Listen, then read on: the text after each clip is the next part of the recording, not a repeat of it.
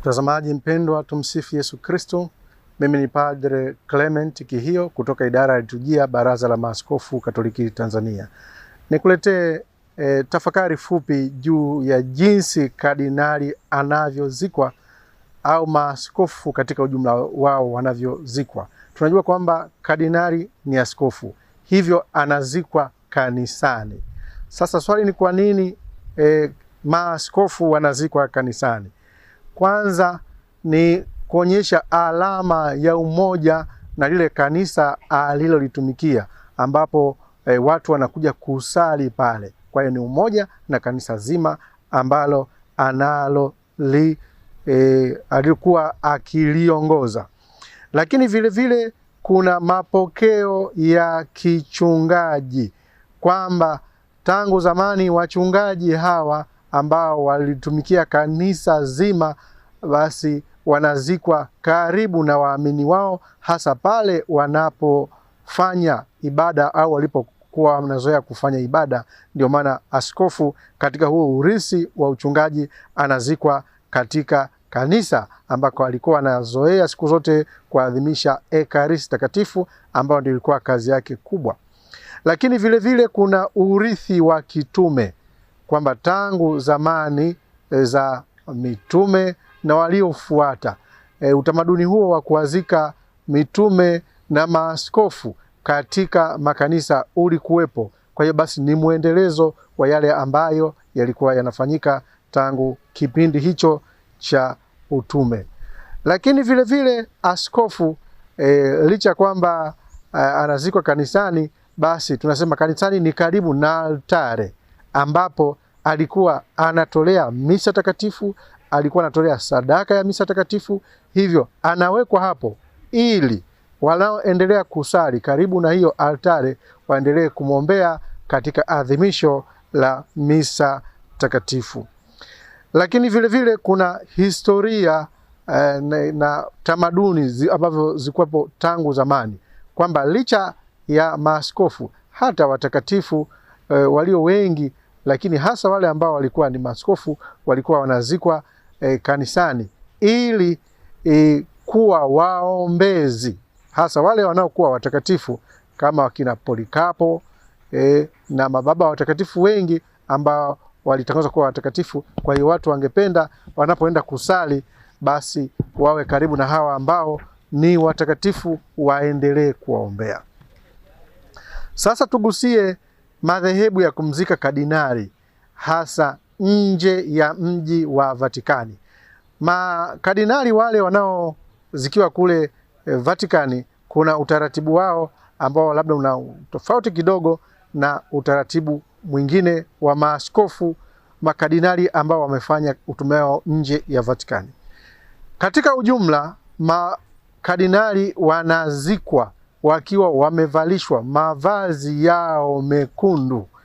Sasa mavazi mekundu ya kardinali ni yapi? Kuna kanzu yake ile nyekundu ambayo huaga anaivaa mara kwa mara, kwa hiyo anaivalishwa.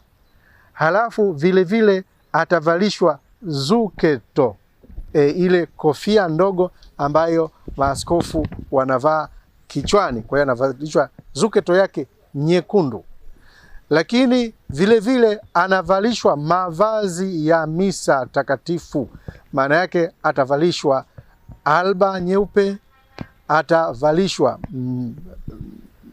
mshipi mweupe, atavalishwa amisi, atavalishwa na kasula nyekundu. Hayo ndio mavazi ambayo anavalishwa, lakini vile vile na pete yake mkononi anakuwa amevalishwa, ndipo atakapowekwa katika jeneza. Hizo ni alama zake ambazo alikuwa anazitumia. Vile vile atavalishwa na ule msalaba, msalaba kifuani. Na kardinali mara nyingi ni maaskofu wakuu ambao walikuwa wanaongoza metropolitani zao. Halafu vile vile wanavalishwa pallium, ambao ni ishara ya umoja wa makanisa mbalimbali ambayo alikuwa anayaongoza. Misa ya kumuaga ni misa ya watu wote, wanaitwa kanisani pale, na anakuwa amewekwa pale amelazwa, na kabla ya misa basi inatolewa nafasi ya watu kuja kumuona ikiwa uso wake umefunuliwa. Na katika jeneza la kardinali basi kunawekwa nembo yake ile ambayo alikuwa anaitumia wakati alipokuwa askofu. Kwa hiyo inakuwepo au inachorwa au inabandikwa kwa vyovyote vinavyowezekana juu ya jeneza. Na kama nilivyosema, mahali pa kuzikwa ni kanisani katika utaratibu wa kanisa, na vipengele vya ibada tayari nishavitaja kwamba ni mavazi ambayo lazima avalishwe, lakini vile vile hizo alama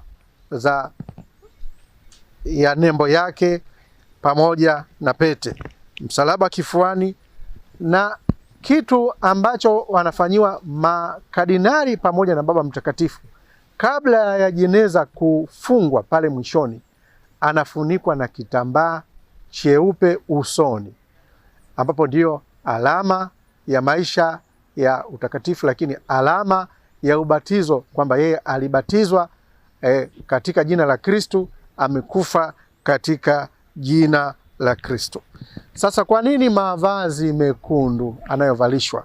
Mavazi mekundu ni ishara ya damu ambayo aliahidi kwamba angetumikia hata ikibidi kumwaga damu yake. Hata kama kardinali hakuuawa, hakufa shahidi, lakini maisha yake ni ushahidi, ni kwamba aliyatoa maisha yake, alitoa damu yake, alitoa nguvu zake kwa ajili ya kumtumikia Mungu, kumtumikia Kristo aliyemuita.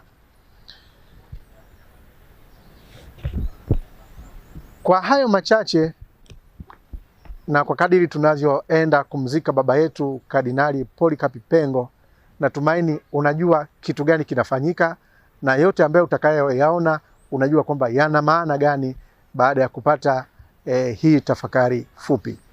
Tumsifu Yesu Kristo, na niwatakie kila laheri katika kumsindikiza mpendwa wetu Kardinali Polycarp Pengo.